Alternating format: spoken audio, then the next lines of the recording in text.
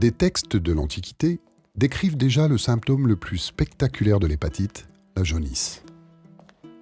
On ne sait encore rien de cette jaunisse, si ce n'est que durant des siècles, elle fera partie du pactage des armées en campagne qui vivent dans des conditions d'hygiène exécrables.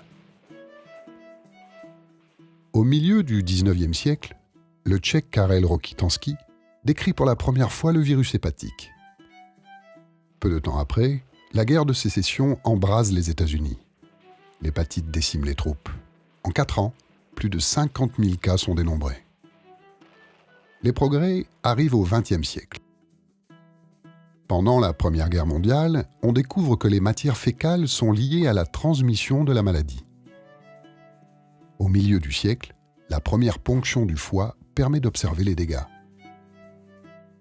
En pleine Seconde Guerre mondiale, les médecins du Reich se servent de cobayes allemands pour prouver que les hépatites peuvent être d'origine virale. Au début des années 70, les virus de l'hépatite A et B sont formellement identifiés. Quelques années plus tard, les scientifiques s'aperçoivent qu'à la suite de transfusions de sang, certains patients sont infectés par une nouvelle hépatite, ni A ni B. Les scientifiques, sans grand effort d'originalité, baptisent le virus mystère non A, non B. En avril 1989, non A, non B est identifié. Il s'appelle désormais virus de l'hépatite C ou VHC. On sait qu'il voyage dans le sang et peut donc se transmettre lors d'une transfusion.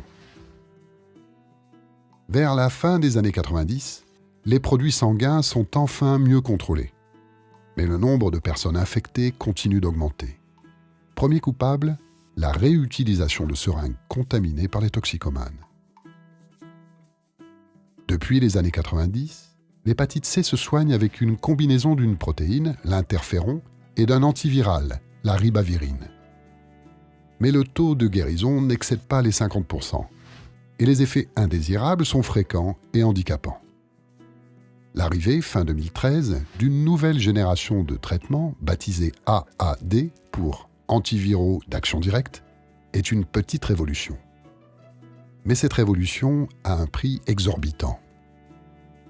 En juin 2014, la France lance une offensive avec 14 autres pays européens pour obtenir une baisse du coût du traitement auprès du laboratoire privé. La France obtient une petite ristourne de 8% environ.